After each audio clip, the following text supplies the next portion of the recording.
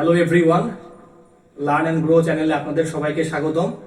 আশা করি সবাই ভালো আছেন। আজকে আমার আলোচনার বিষয় হচ্ছে কারক নিয়ে।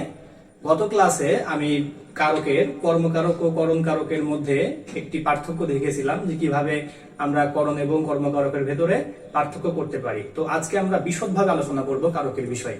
তো চলুন আর দেরি না করে শুরু করা যাক। তো কারক আসলে কি? কারক হচ্ছে মূলত বাক্যের ভেতরে অবস্থিত ক্রিয়াপদের সাথে নামপদের যে একটা সম্পর্ক আছে সেটাই হচ্ছে মূলত কারক। তো চলুন আমরা একটা উদাহরণের সাহায্যে আমরা কারক বোঝার চেষ্টা করি। তো এখানে আমি একটা উদাহরণ লিখেছি, করিম রোজ বাড়িতে নিজ হাতে কবুতরকে পাত্র থেকে খাবার দিত। আমরা আগেই বলেছি কারক হচ্ছে বাক্যের ভেতরে অবস্থিত ক্রিয়াপদের সাথে নামপদের যে সম্পর্ক সেটাই হচ্ছে কারক। তো এই বাক্যতে, এই উদাহরণে এখানে ক্রিয়াপদ হচ্ছে দিত। আমরা জানি বাংলা বাক্যতে ক্রিয়াপদ থাকে বাক্যের শেষে। তো এখানে আমরা এই দিত ক্রিয়াপদকে, তাহলে দিত হচ্ছে কি একটা ক্রিয়াপদ। এই ক্রিয়াপদকে আমরা যখন বিভিন্নভাবে কোয়েশ্চেন করব এবং সেই কোয়েশ্চেনের উত্তরে যেসব উত্তর পাওয়া যাবে সেগুলো নামপদের, এই যে এইগুলো নামপদ আছে কবুতরকে পাত্র থেকে এইগুলাতে, তাহলে এই ক্রিয়াপদকে কোয়েশ্চেন করলে এই নামপদের সাথে একটা সম্পর্ক স্থাপন আমরা করতে পারবো এই ক্রিয়াপদকে শুধুমাত্র কোয়েশ্চেন করলে। তো চলুন দেখা যাক আমরা কিভাবে কোয়েশ্চেন করব। দেখেন এখানে লিখেছি যে কে, অর্থাৎ আমরা যদি কোয়েশ্চেন করি যে কে দিত, তাহলে দিত হচ্ছে করিম, তাই না? তাহলে এখানে দিত হচ্ছে করিম। তারপরে কি দিত? এখানে খাবার দিত, ঠিক আছে? তাহলে এখানে কি দিত? খাবার দিত। তাহলে দেখেন এখানে কে দিত বা কি দিত, তাহলে এখানে এই দুইটার সাথেই কিন্তু কি এই ক্রিয়াপদের সম্পর্ক আছে। তাহলে আমরা বলতে পারি যে এখানে করিম এবং এখানে খাবারের, মানে এখানে করিম এবং খাবারের যে একটা, এই দুইটার সাথে এই দিতর সম্পর্কটা কি একটা সম্বন্ধ। তারপরে এখানে সে খাবার দিত কিসের দ্বারা? সে খাবার দিত হচ্ছে নিজ হাতে, অর্থাৎ সে খাবারটা দিত কি? খাবারটা দিত নিজ হাতে, অর্থাৎ এখানেও এই নিজ হাতের সাথে এই ক্রিয়াপদ দিতর একটা সম্পর্ক আছে। তারপরে কাকে দিত? সে খাবার দিত কবুতরকে, তাই না? তাহলে সে খাবার দিত কাকে? খাবার দিত কবুতরকে। এবং সে খাবারটা দিত কোথা থেকে? এবং সে খাবারটা দিত হচ্ছে পাত্র থেকে। সে হচ্ছে পাত্র থেকে খাবারটা কি করতো? কবুতরকে সে দিত। তারপরে সে কোথায় দিত? অর্থাৎ করিম কোথায় খাবার দিত? করিম হচ্ছে বাড়িতে থেকে, অর্থাৎ সে বাড়িতে থেকে সে খাবারটা কবুতরকে দিত। অর্থাৎ এই যে আন্ডারলাইন কিন্তু যে অংশগুলো এখানে আছে, অর্থাৎ করিম, বাড়িতে, নিজ হাতে, কবুতরকে, পাত্র থেকে, খাবার, এইগুলা প্রত্যেকটাই হচ্ছে একটা নামপদ। কেন? কারণ এই সকল নামপদের সাথে এই ক্রিয়াপদের একটা সম্পর্ক আছে। এবং এই দ্বিতীয়কে আমরা যখন কোয়েশ্চেন করলাম বিভিন্ন ভাবে, তখন এই দ্বিতীয়র সাথে এই সকল নামপদের একটা সম্পর্ক স্থাপন হচ্ছে। বিধায় আমরা বলতে পারি যে এইগুলাই হচ্ছে এক একটা কারক। অর্থাৎ এই ক্রিয়াপদের সাথে নামপদের যে সম্পর্ক স্থাপন হবে সেটা সেই কারক হবে। অর্থাৎ আমরা যদি কি দ্বারা কোয়েশ্চেন করি, তাহলে আমরা যে কারকটা পাবো তো সেটা হবে কর্মকারক। অর্থাৎ যে সম্বন্ধটা হবে, অর্থাৎ কর্তা মানে ক্রিয়াপদের সাথে নামপদের যে সম্বন্ধটা হবে সেই সম্বন্ধটাই হবে সেই কারক। যেমন যে কে খাবার দেয়? করিম খাবার দেয়। অর্থাৎ এখানে এই কেটা হচ্ছে করিম, তাহলে এই কেটা হবে কর্তৃকারক। অর্থাৎ এখানে কর্তৃ সম্বন্ধ স্থাপিত হয়েছে নামপদ এবং ক্রিয়াপদের ভেতরে, সেহেতু এটা হচ্ছে কি একটা, এই করিম হচ্ছে কি কর্তৃকারক, কারণ এখানে কাজটা সম্পাদন করতেছে করিম। তারপরে কি, মানে এখানে কি দিত? খাবার দিত। অর্থাৎ কর্তা যাকে আশ্রয় করে তার কাজ সম্পাদন করে, তো সেটা হচ্ছে কর্মকারক। তাহলে এখানে আমরা এই কি দিত, খাবার দিত, এই বিষয়টাকে আমরা কি বলবো? অর্থাৎ এটা বলবো কর্মকারক। অর্থাৎ এখানে সে খাবার হবে কি? খাবার হবে একটা কর্মকারক। তারপরে সে কিসের দ্বারা দিত? আমরা জানি যে সে হচ্ছে নিজ হাতে খাবার দিত। অর্থাৎ কর্তা যার মাধ্যমে কাজ সম্পাদন করে, তো সেটা হয় হচ্ছে করণকারক। মানে সে কিছু ব্যবহার করে সেই কাজটা সে করলো, তো সেটা হবে করণকারক। তাহলে এখানে সে নিজ হাত ব্যবহার করে সে কবুতরকে খাবার দিত, তো সেহেতু এখানে নিজ হাতটা হবে কি? হাতটা হবে করণকারক। মানে এই দিতর সাথে এই আপনার কিসের দ্বারা দিতর এই একটা কি সম্পর্ক আছে? একটা আপনার করণ সম্বন্ধ স্থাপিত হয়েছে, এবং করণ সম্বন্ধ স্থাপিত হওয়ার জন্য এটা আমরা বলতে পারবো এটা হচ্ছে একটা করণ কারক। তারপরে এটা কাকে দিত? অর্থাৎ আমি যাকে কোনো কিছু দিলাম বা আমি একদম স্বার্থ ছাড়া আমি যাকে কোনো কিছু প্রদান করলাম, তো সেটা হবে সম্প্রদানকারক। তাহলে আমি কবুতরকে সরি আমি না, এখানে করিম হচ্ছে কবুতরকে বিনা স্বার্থে সে কিন্তু খাবার দিচ্ছে। তাহলে এখানে বিনা স্বার্থে খাবার দেওয়ার জন্য এটা হবে কি, এটা হবে অর্থাৎ সে কবুতরকে খাবার দিচ্ছে মানে কি, এটা হবে সম্প্রদানকারক। আরেকটা কথা, এই সম্প্রদান কারকের দুইটা বিষয় আছে, অর্থাৎ বস্তু থাকে আবার হচ্ছে ব্যক্তি বা প্রাণীবাচক থাকে। তাহলে আমরা সবসময় খেয়াল করব যে সম্প্রদান কারকে প্রাণীবাচক অংশটা কোনটুকু, অর্থাৎ প্রাণীবাচক অংশটাই হবে কিন্তু সম্প্রদান কারক। আমরা পরবর্তীতে আরো ভালো মতো বোঝার চেষ্টা করব। ওকে, তারপরে এখানে দেখেন আমি লিখেছি কোথা থেকে দিত, অর্থাৎ এখান থেকে যেটা থেকে দেওয়া হয়, অর্থাৎ যেখান থেকে দেয়া হবে, অর্থাৎ সেখান থেকে দিলে কি হবে, সেখান থেকে দিলে কিন্তু সেটা ঘাটতি হবে, অর্থাৎ সেটা বিয়োগ হবে। অর্থাৎ যেটা বিয়োগ হয় সেটাকে আমরা বলি অপাদান কারক। যেখান থেকে কোনো কিছু আপনার পড়ে গেল বা সেখান থেকে বাদ হয়ে গেল বা কমে গেল, সেটা হবে অপাদান কারক। তাহলে এখানে পাত্র থেকে দিল, তাহলে কি পাত্র থেকে খাবারটা কমলো না? তাহলে এখানে পাত্র থেকে খাবারটা কমার জন্যই কিন্তু এটা হবে কি একটা অপাদান কারক। তাহলে এটা হবে কি অপাদান কারক, অর্থাৎ এই পাত্র থেকে হবে কি একটা অপাদান কারক, এবং এই পাত্র থেকে সাথে ভিতরে একটা কি আছে, অপাদান সম্বন্ধ আছে, এই জন্যই এটা হচ্ছে কি একটা অপাদান কারক। লাস্টে হচ্ছে কি কোথায়। আমরা জানি যে অধিকরণ কারক হচ্ছে স্থান কাল এইগুলা নির্দেশ করে। তাহলে সে বাড়িতে থেকে কিন্তু খাবারটা দিত, তাহলে এখানে আমরা বলবো যে সে বাড়িতে থেকে দিত। তাহলে সে স্থানটা কোথায়, স্থানটা হচ্ছে বাড়ি। যেহেতু আমরা জানি অধিকরণ কারক স্থান বোঝে, তাহলে আমরা বুঝতে পারি যে এখানে এই বাড়িটা হচ্ছে কি একটা অধিকরণ কারক, এবং এই বাড়িতে সাথে অর্থাৎ বাড়ির সাথে এই দ্বিতর একটা সম্পর্ক স্থাপন হয়েছে, যেটা হচ্ছে অধিকরণ সম্বন্ধ। আর যেহেতু এটা অধিকরণ সম্বন্ধ, সেহেতু এটা একটা অধিকরণ কারক। তো এই ছিল মোটামুটি বেসিক। তো পরবর্তীতে আমি এর আরো বিস্তারিত নিয়ে আসছি। এখন আমরা দেখব যে কর্তৃকারক আমরা কিভাবে চিনতে পারবো। মানে একটা আমরা খুবই সংক্ষিপ্ত একটা কোশ্চেন করতে হবে যে কে বা কারা দ্বারা, অর্থাৎ আমরা যখন কোশ্চেন করব যে কে বা কারা দ্বারা কোশ্চেন করা হবে, তখন সেটা হবে কর্তৃকারক। তাহলে দেখুন আমরা কিছু এক্সাম্পল লিখে রেখেছি। তো আমরা এখানে একটু খেয়াল করি যে ছেলেরা ফুটবল খেলে। তো আমরা কোশ্চেন করব যে এখানে কারা ফুটবল খেলে, তো এখানে ফুটবল খেলে ছেলেরা। তাহলে এখানে আমরা বলতে পারি এই ছেলেরা হচ্ছে কি, এই ছেলেরা হচ্ছে কর্তৃকারক। আমরা এই কর্তৃকারককে অন্যভাবে বলতে পারি, অর্থাৎ যে কাজটা কর্তা নিজেই করে, অর্থাৎ তার কাজ সে নিজেই করে, তো সেটাই হবে কি কর্তৃকারক। এবং কর্তৃকারকের চারটা কি আছে, চারটা ভিন্ন ভিন্ন প্রকারভেদ আছে, যার মধ্যে একটা হচ্ছে মুখ্য কর্তা, তারপরে হচ্ছে প্রযোজক কর্তা, তারপরে হচ্ছে কি প্রযোজ্য কর্তা, এবং 4 নম্বরে হচ্ছে ব্যতিহার কর্তা।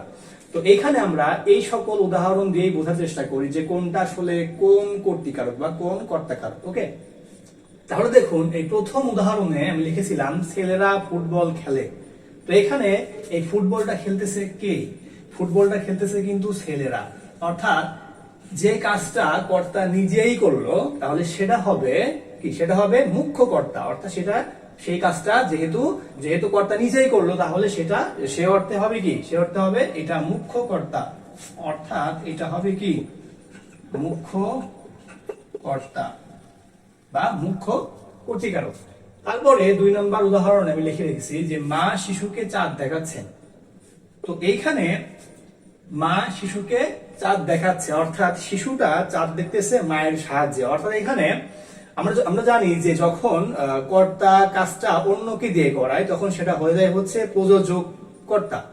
ওকে, তাহলে এইখানে এই মাটা আসলে কি, তাহলে যেহেতু শিশুকে চাঁদ দেখাচ্ছে মা, সেহেতু এইখানে মাটা হয়েছে কি, মাটা হয়েছে প্রযোজক কর্তা, প্রযোজক কর্তা। অর্থাৎ এই শিশু কিন্তু মাকে কেন্দ্র করেই সে চাঁদ দেখতে পাচ্ছে, মানে সে মায়ের সাহায্য নিয়ে কিন্তু চাঁদ দেখতেছে, এবং এই মা তার কাজ সম্পন্ন করতেছে শিশুর দ্বারা। ওকে, তাহলে এখানে এই মাটা হবে প্রযোজক কর্তা। তারপরে এই বাক্যতে আমরা যদি একটু খেয়াল করি, তাহলে আমরা বুঝতে পারলাম যে এখানে শিশু কাজ সম্পাদন করছে মায়ের সাহায্যে, অর্থাৎ এখানে এই শিশুটা হবে কি, শিশুটা হবে প্রযোজ্য কর্তা। আর প্রযোজ্য কর্তা মানে আমরা বুঝি যে যার দ্বারা কাজ সম্পূর্ণ হয়, অর্থাৎ যার দ্বারা কাজ সম্পূর্ণ হচ্ছে। এখানে শিশুকে চাঁদ দেখাচ্ছে মা, কিন্তু এই কাজটা সম্পূর্ণ করতেছে কি? কাজটা সম্পূর্ণ করতেছে শিশু, মানে এখানে শিশুই কিন্তু চাঁদ দেখতেছে, তাই না? তাহলে এখানে এই শিশু হবে প্রযোজ্য কর্তা। তাহলে এটা কি হবে? এটা হবে প্রযোজ্য কর্তা, আর এই মাটা হবে প্রযোজক কর্তা। তারপরে এই 3 নম্বর উদাহরণ লিখে রেখেছি, বাঘে মহিষে এক ঘাটে জল খায়। আমরা জানি ব্যতিহার কর্তা কি? ব্যতিহার কর্তা হচ্ছে যখন দুটো কর্তা একই কাজ করে, অর্থাৎ দুইটা কর্তা যখন সেম কাজ করবে তখন সেটা হয়ে যাবে ব্যতিহার কর্তা। তো দেখেন এখানে বাঘ একটা কর্তা, মহিষ একটা কর্তা। তাহলে এখানে দুইটা কর্তা কি করতেছে? যে বাঘে মহিষে এক ঘাটে জল খায়, অর্থাৎ দুইটা কর্তাই তারা সেম ঘাটে কিন্তু জল খাচ্ছে। তাহলে যেহেতু এই দুইটা কর্তা সেম কাজ করতেছে, অর্থাৎ তারা একই ঘাটে জল খাচ্ছে, সেহেতু এই বাঘে মহিষে হবে কি? বাঘে মহিষে হবে ব্যতিহার কর্তা। ব্যতিহার কর্তা। ওকে, তো এই হচ্ছে মূলত কর্তৃকারক। তো এখন দেখবো আমরা কর্মকারক সম্বন্ধে। তো কর্মকারক কি? কর্মকারক হচ্ছে কর্তা যাকে অবলম্বন করে ক্রিয়া সম্পন্ন করে, তো সেটাই হচ্ছে কর্মকারক। এবং আমরা যখন ক্রিয়াকে প্রশ্ন করি কি বা কাকে দিয়ে, তখন যে উত্তর পাওয়া যায় সেটাই হয় কর্মকারক। তো আমরা কিছু এক্সাম্পল দেখি। যেমন আমি উদাহরণ লিখে রেখেছি, গরু ঘাস খায়। তো গরু ঘাস খায়, তাহলে আমরা এখানে কোয়েশ্চেন করি এই বাক্যের এই যে খাই আছে, তো খাইটা হচ্ছে কি? খাইটা হচ্ছে এই বাক্যের ক্রিয়া, তাই না? তাহলে আমরা এখানে যদি কোয়েশ্চেন করি যে এই ক্রিয়াকে যে কি খায়, গরু কি খায়, তাহলে গরু হচ্ছে ঘাস খায়। তাহলে আমরা বলে রাখছি যে এখানে ক্রিয়াকে আমরা যখন কি বা কাকে দ্বারা কোশ্চেন করব, তখন যে উত্তর পাওয়া যাবে তখন সেটা হবে কর্মকারক। তাহলে এই বাক্যে এই ঘাস হচ্ছে কি? কর্মকারক। তারপরে ঘোড়া গাড়ি টানে, তাহলে এখানে আমরা এই টানে হচ্ছে কি? এই বাক্যের টানে হচ্ছে ক্রিয়া বা ভার্ব। তাহলে আমরা যদি এখানে টানে, অর্থাৎ যদি কোশ্চেন করি ঘোড়া কি টানে, তাহলে ঘোড়া গাড়ি টানে। তাহলে এখানে আমরা কি দ্বারা উত্তর পাচ্ছি? সেহেতু এটা হবে কি? এটা হবে কর্মকারক। কর্মকারক, অর্থাৎ এই ঘোড়ার কাজ হচ্ছে এই গাড়িকে টানা, ঠিক আছে? আর এই বাক্যের ঘোড়া হচ্ছে কি? কর্তা, গাড়ি হচ্ছে কর্ম, আর টানে হচ্ছে ক্রিয়া। ক্লিয়ার? আশা করি ক্লিয়ার। তারপরে এই কর্মকারকের ভেতরে একটা বিষয় আছে, যেটা হচ্ছে যখন বাক্যে দুটি কর্ম থাকে, অর্থাৎ যখন বাক্যে দুটি অবজেক্ট থাকে, তখন একটি অবজেক্ট বা একটি কর্ম হয়ে যায় মুখ্য কর্ম, আর আরেকটা কর্ম হয়ে যায় হচ্ছে গৌণ কর্ম। যদি আমরা এই উদাহরণটা খেয়াল করি, তাহলে আমরা বুঝতে পারবো খুব সহজেই যে আসলে কোনটা বস্তুবাচক এবং কোনটা প্রাণীবাচক, এবং আমরা কোনটাকে মুখ্য কর্ম এবং কোনটাকে গৌণ কর্ম বলবো। দেখুন, বাবা আমাকে একটি বই কিনে দিয়েছেন। তাহলে এই বাক্যতে এই আমাকে আর হচ্ছে এই বই, তাহলে এই আমাকে এবং বই হচ্ছে দুইটা কর্ম। তাহলে আমরা বলে রেখেছি যে যখন একটা বাক্যে দুইটা কর্ম থাকে, একটা হয় মুখ্য কর্ম আর একটা হয় গৌণ কর্ম। তাহলে এই আমাকে মানে কি? আমাকে হচ্ছে একজন ব্যক্তি। তাহলে এই যখন দুইটা কর্ম থাকে এবং দুইটা কর্মের মধ্যে একজন ব্যক্তি হয়, সেই ব্যক্তিটা হয় হচ্ছে গৌণ কর্ম, আর যে বস্তু বাচক যে বিষয় থাকে সেটা হয়ে যাবে মুখ্য কর্ম। তাহলে এখানে বই হচ্ছে মুখ্য কর্ম, আর এখানে আমাকে হচ্ছে গৌণ কর্ম বা ব্যক্তিবাচক কর্ম। তারপরে কর্মকারকের তিনটা প্রকারভেদ আছে: সকর্ম ক্রিয়ার কর্ম, তারপরে হচ্ছে প্রযোজক ক্রিয়ার কর্ম, আর হচ্ছে কি সমধাতুজ কর্ম।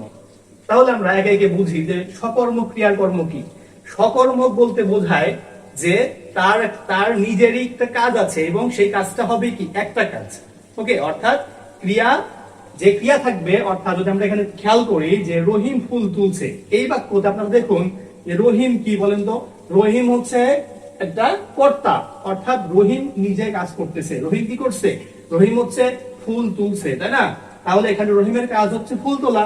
তাহলে এখানে ফুলটা হচ্ছে তার কর্ম, তার কাজ। আর এই যে তুলছে মানে কি? এই তুলছে হচ্ছে কি? একটা এখানে ক্রিয়া, কাজ। তাহলে এই বাক্যে রহিম ফুল তুলছে, অর্থাৎ এইখানে রহিমের কাজ কিন্তু শুধুমাত্র ফুল তোলা। তাহলে এখানে যেহেতু সে নিজেই কাজ করতেছে এবং যেহেতু সে নিজেই ফুল তোলে, সেহেতু এটা হবে সকর্ম ক্রিয়ার কর্ম, অর্থাৎ এখানে তিনি রহিম নিজেই ফুল তুলছে, এই জন্য এটা হবে কি? এটা হবে সকর্ম ক্রিয়ার কর্ম। অর্থাৎ এই যে ক্রিয়া তুলছে, সে কি তুলছে? আমরা আগে বলেছি যখন ক্রিয়াকে কি এবং কাকে দ্বারা প্রশ্ন করব তাহলে যে উত্তর পাবো সেটাই হবে কর্মকারক। তাহলে আমরা যদি কোশ্চেন করি যে রহিম কি তুলছে, রহিম ফুল তুলছে, তাহলে এটা হবে কি, এই ফুল হবে কর্মকারক এবং এক্ষেত্রে এটা কি হবে, সকর্মক ক্রিয়ার কর্ম, কারণ এখানে রহিম কাজ নিজেই করেছে। ওকে, তারপরে প্রযোজক ক্রিয়ার কর্ম। তো প্রযোজক বলতে বোঝাই হচ্ছে, ধরেন সিনেমাতে যেরকম ছবি করার সময় বা কোনো মুভিতে যে আপনার ওই প্রযোজক থাকে, উনি হচ্ছে টাকা পয়সা দিয়ে একটা মুভি করিয়ে নেয়, মানে উনি নিজে কাজ না করে অন্যকে দিয়ে টাকার সাহায্যে এই প্রযোজক হচ্ছে কাজ করিয়ে নিচ্ছে। তো সেম ভাবে এই প্রযোজক বা ডিরেক্টর বলতে বোঝায় যে নিজে কাজ না করে অন্যকে দিয়ে কাজটা করিয়ে নেয়, তো সেটাই হচ্ছে মূলত প্রযোজক। তাহলে এখানে দেখুন একটা এক্সাম্পল, ছেলেটিকে বিছানায় শোয়াও। তাহলে এইখানে যে ছেলেটিকে বিছানায় শোয়াবে কে, তাহলে এখানে কিন্তু একজন প্রযোজক আছে, অর্থাৎ এখানে কিন্তু কি একজন আউটসাইড কেউ আছে যে কাজটা করিয়ে নিচ্ছে। অর্থাৎ বলি যে মা শিশুকে চাঁদ দেখাচ্ছে, তাহলে এখানে কি হয় যে শিশুকে চাঁদ দেখাচ্ছে কে, চাঁদ দেখাচ্ছে মা, কিন্তু কাজটা মানে কাজটা করতেছে হচ্ছে শিশু, কিন্তু কাজটা করিয়ে নিচ্ছে মা। এই যে বিষয়টা, এটা হচ্ছে কি প্রযোজক ক্রিয়া। তাহলে এই বাক্যতে যে ছেলেটিকে বিছানায় শোয়াও, তাহলে এই বাক্যের মধ্যে শোয়াও হচ্ছে কি, শোয়াও হচ্ছে ক্রিয়া, শোয়াও কি, শোয়াও হচ্ছে ক্রিয়া। আর এখানে ছেলেটিকে, অর্থাৎ এখানে শোয়াবে কাকে, শোয়াবে হচ্ছে ছেলেটিকে, মানে তার কাজই হচ্ছে ছেলেটিকে শোয়ানো, মানে ওই প্রযোজক যিনি, অর্থাৎ এই যে শোয়ায়, যে শোয়াবে এই ক্রিয়াটা, অর্থাৎ বাচ্চাটাকে বা এই ছেলেটিকে যে শুয়ে দিবে, অর্থাৎ ছেলেটিকে যে শোয়াবে, মানে যে শুয়ে দিয়ে কাজটি সম্পন্ন করবে, সেটাই হবে হচ্ছে প্রযোজক ক্রিয়ার কর্ম। তাহলে এখানে আমরা বলবো এই ছেলেটিকে, এটা হবে কি প্রযোজক ক্রিয়ার কর্ম। তারপরে লাস্টেরটা হচ্ছে সমধাতুস কর্ম। সমধাতু বলতে বোঝায় যে একই ধরনের ধাতু বিদ্যমান আছে দুইটা শব্দের ভেতরে। দেখুন এখানে আমরা লিখে রেখেছি খুব এক ঘুম ঘুমিয়েছি। ওকে, তাহলে দেখুন এখানে ঘুম ঘুমিয়েছি, তাহলে এই ঘুম, ঠিক আছে, তাহলে এখানে এই ঘুমটা হচ্ছে একটা কর্ম, এখানে এই ঘুমটা হচ্ছে কর্ম, আর এই যে ঘুমিয়েছি, এই ঘুমিয়েছি কি, ঘুমিয়েছি হচ্ছে ক্রিয়া, তাই না, ঘুমিয়েছি হচ্ছে ক্রিয়া। তাহলে এই আমরা যদি এই ঘুমিয়েছি কে দেখি যে এই ঘুমিয়েছি ধাতুটা কি, ঘুমিয়েছি ধাতুটা হচ্ছে ঘুম, এটা কি ঘুমিয়েছি ধাতু হচ্ছে ঘুম। তাহলে এখানেও ঘুম, মানে এই ক্রিয়াতেও ঘুম, আবার এখানে কর্মতেও ঘুম। তাহলে যদি আমরা দুইটা ধাতু সেম পাই, তখন আমরা বলতে পারি সেটা হচ্ছে সমধাতুস কর্ম। তাহলে আমরা এখানে বলবো যে এই ঘুমটা হচ্ছে এই বাক্যের ক্ষেত্রে সমধাতুস কর্ম হিসেবে কাজ করেছে। এই হচ্ছে মূলত কর্মকারক ছিল। এখন দেখবো আমরা করণকারক। তো করণকারক মূলত হচ্ছে কিসের সাহায্যে কর্তা ক্রিয়া সম্পাদন করে, অর্থাৎ সে কি ব্যবহার করে ক্রিয়াটা সম্পাদন করে, সেটাই হচ্ছে করণকারক। অর্থাৎ কোন যন্ত্র, কোন উপকরণ এবং কিসের সাহায্যে ওই কাজটা কর্তা করে, সেটাই হবে করণকারক। আমরা তিনটা এক্সাম্পল দেখি। ফুল দিয়ে মালা গাঁথে।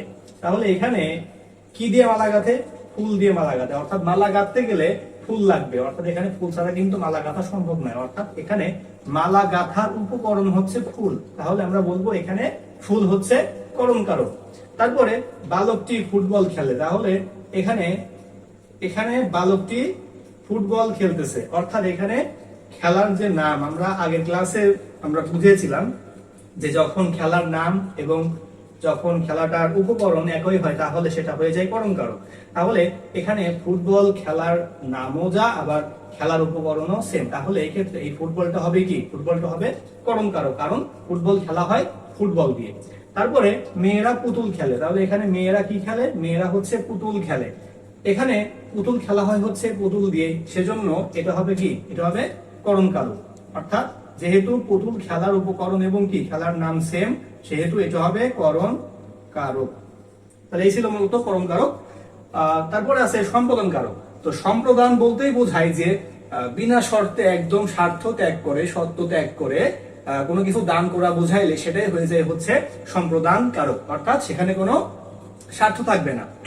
উদাহরণের ক্ষেত্রে আমরা দেখবো যে কি লিখেছি, ভিক্ষুককে টাকা দাও। তাহলে ভিক্ষুককে যখন আমরা কিছু দান করি, তখন আমরা কি ওইটা আবার আমরা চাই আবার পরবর্তীতে যে ওইটা আবার ব্যাক আসবে এমন কিছু না, কিন্তু তাহলে যেহেতু আমরা টাকাটা দান করি বিনা শর্তে, অর্থাৎ সেখান থেকে আমাদের আর চাওয়ার কিছু নাই, অর্থাৎ এখানে ভিক্ষুককে টাকা দিলে সেটা আমরা বিনা শর্তে বা বিনা শর্তটাকে আমরা কি দিয়ে থাকি, তাহলে এই ভিক্ষুককে হবে হচ্ছে কি একটা সম্প্রদান কারক। তারপরে সৎ পাত্রে মেয়ে দান, তাহলে এইখানে সৎ পাত্রে মেয়ে দান অর্থাৎ বাবা যখন মেয়েকে দান করে, মানে যখন মেয়ের বিয়ে দেয়, মেয়ের বাবা তার মেয়েকে সৎ পাত্রে বিনা শর্তে দান করে দিচ্ছে, সেহেতু এই সৎ পাত্রটা কি, সৎ পাত্রটা হচ্ছে একটা কি সম্প্রদান কারক।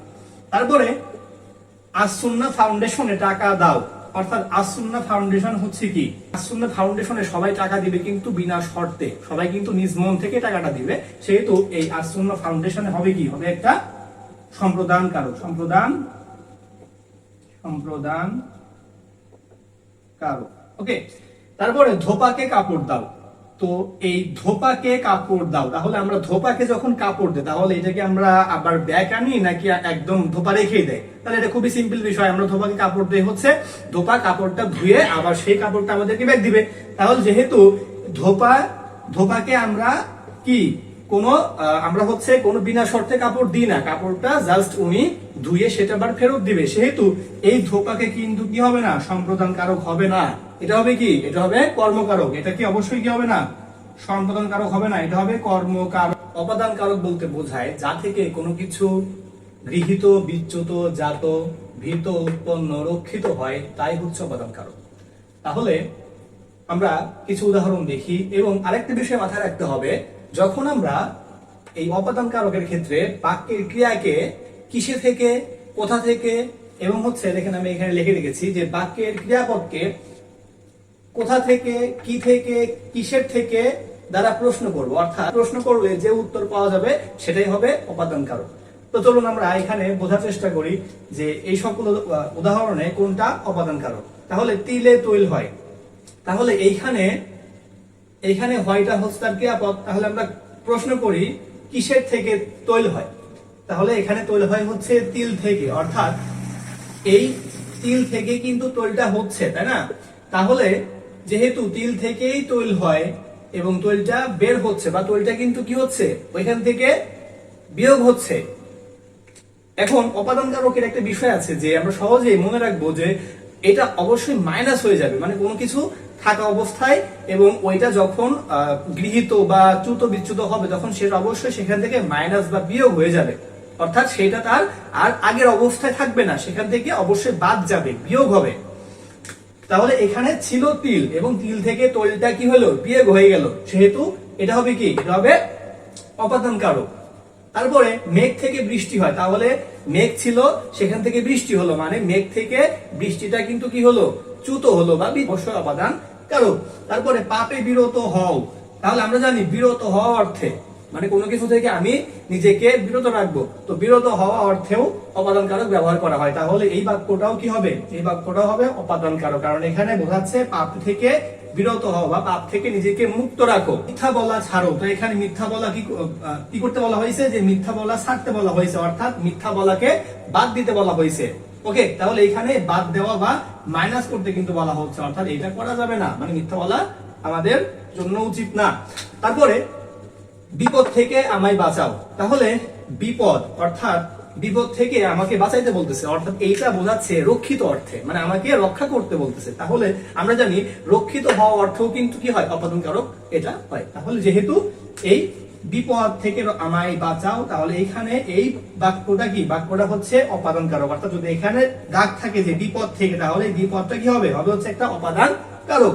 তারপরে বাঘে ভীত হও, বাঘে ভীত হয়, তাহলে এই কিসে ভীত হয়, বাঘে ভীত হয়, তাহলে আমরা যদি প্রশ্ন করি যে ভীত হয় কোথা থেকে, সে ভীত হচ্ছে, বা তাহলে আমরা বলবো যে এখানে ভীত হচ্ছে বাঘ থেকে, মানে সে বাঘে ভীত হচ্ছে, বাঘের থেকে ভীত হচ্ছে, সেহেতু এটা হবে কি, এই যে বাঘে হবে কি একটা অপাদান কারক।